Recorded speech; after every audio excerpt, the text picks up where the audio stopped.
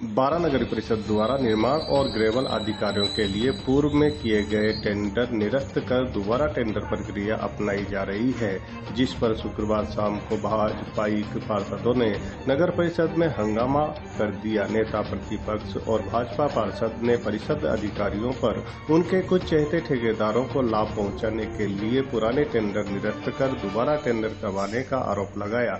वहीं परिषद अधिकारियों ने नेता प्रतिपक्ष और उसके साथी पार्षदों पर पूर्व में हुए टेंडर प्रक्रिया के दौरान धमकी देने और टेंडर कार्य प्रभावित करने के आरोप लगाए हैं। नेता प्रतिपक्ष दिलीप साखेवाल, पार्षद योगेश गौतम आदि का कहना है कि मानसून से पूर्व सड़कों की मरम्मत और ग्रेवल के कार्यों के लिए देरी हो चुकी है। नगर परिषद की ओर से टेंडर प्रक्रिया की गई थी जो 3 जुलाई को खोलनी थी, लेकिन उसे निरस्त कर अब नई टेंडर प्रक्रिया अपनाई जा रही है। उन्होंने आयुक्त सहित एक्शन पर काफी गंभीर आरोप लगाए हैं। हम बताएंगे वहाँ पे पानी की निकालने की जरूरत है, हम बताएंगे आपको। कागज दे चुके हम, कागज दे चुके आपको। अरे वीडियो बताया ना मैंने, सुबह पूरी 12 में घुमाऊं मैं पूरे 12 में घुमाऊं मैं गया तो पूरे कोटा रोड हो, शाहबाज रोड हो, जो नाले हैं उनकी सफाई नहीं हुई और उनके वो नाले ओवरफ्लो चल के पहली बरसात ओनली थोड़ी सी पहली बारिश में ही वो नालों का पानी आके पूरे 12 शहर में जमा हो गया और शहर जलमग्न की स्थिति हो गया। तो ये जो यहाँ पर जो आयुक्त हैं और जो एक्शन है भुवनेश कुमार मीणा, इन दोनों ने 12 की जनता को और 12 शहर को जलमग्न करने के लिए छोड़ दिया है।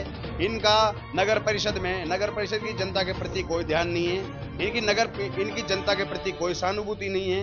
ये तो यहाँ पर ओनली खुला भ्रष्टाचार कर रहे हैं।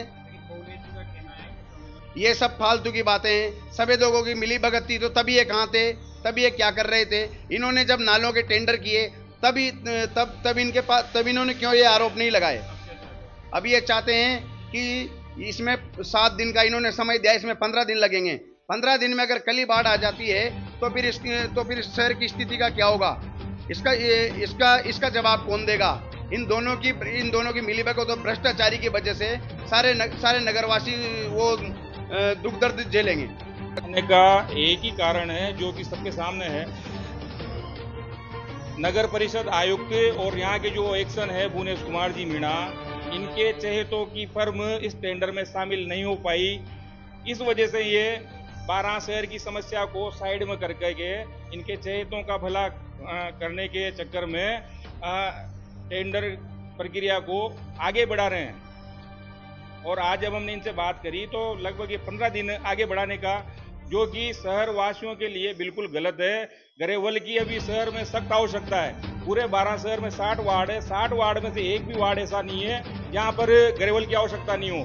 आज मैं खुद वार्ड पार्षद हूँ, दिन भर में 8 से 10 जनों के, मेरे वार्ड वासियों के रोजाना मेरे पास में फोन आते हैं। उनको क्या जवाब दूंगा मैं।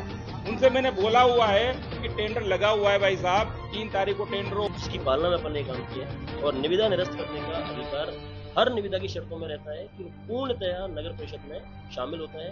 बिना किसी शर्त के किसी निविदा को स्वीकार या फिर अस्वीकार किया जाना, वो निविदा ये नगर परिषद का पार्ट है। और यही बात जो लांछन लगाया जा रहा है धांधली को लेकर के, वो उनका एक व्यू है कि भाई इस तरीके का काम हुआ है। यदि उसको किसी चीज की आशंका है तो उसको शिकायत के माध्यम से प्रेषित करें। जो सक्षम स्तर है, संवेदकों द्वारा कोई शिकायत प्राप्त नहीं हुई है अभी तक किसी भी तरीके की, संवेदकों द्वारा किसी तरह की शिकायत नहीं प्राप्त हुई है। नेता प्रतिपक्ष महोदय द्वारा बार-बार इस तरीके का लांछन लगाते हुए एक 1 जुलाई 2024 को भी एक वाकया हुआ था यहाँ पे कार्यालय में। उसके बाद से लेकर के आज तक वो किसी मुझसे व्यक्तिगत रूप से अपना वो रख रहे हैं, जिन्होंने आज बार-बार आयुक्त महोदय के कार्यालय में उन्होंने इस बात को बार-बार रीट्रेट किया था कि संपूर्ण जो निर्माण शाखा कमेटी है उसकी रिपोर्ट ली गई और निर्माण शाखा कमेटी की अनुशंसा पर ये रीटेंडर करे गए हैं। रीटेंडर में शॉर्ट टर्म एनआईटी की है, जिसमें केवल 7 दिवस का समय दिया। साथ ही इस बार एक सुधार भी किया है कि इसमें जो डीडी और अन्य जो फीस है, जो अब तक ऑफलाइन जो जमा करानी होती थी, उसकी जगह पर ऑनलाइन वो जमा कराएंगे। अर्थात किसी भी संवेदक को नगर परिषद में आकर के डीडी जमा कराने का या दस्तावेज जमा कराने का कोई कारण नहीं रहेगा। इसके लिए जो है हमारी नाला सफाई टीम जो नगर परिषद की भी है और साथ ही संवेदक की भी है, तो इस प्रकार से उनको हमने तुरंत पाबंद कर दिया गया है।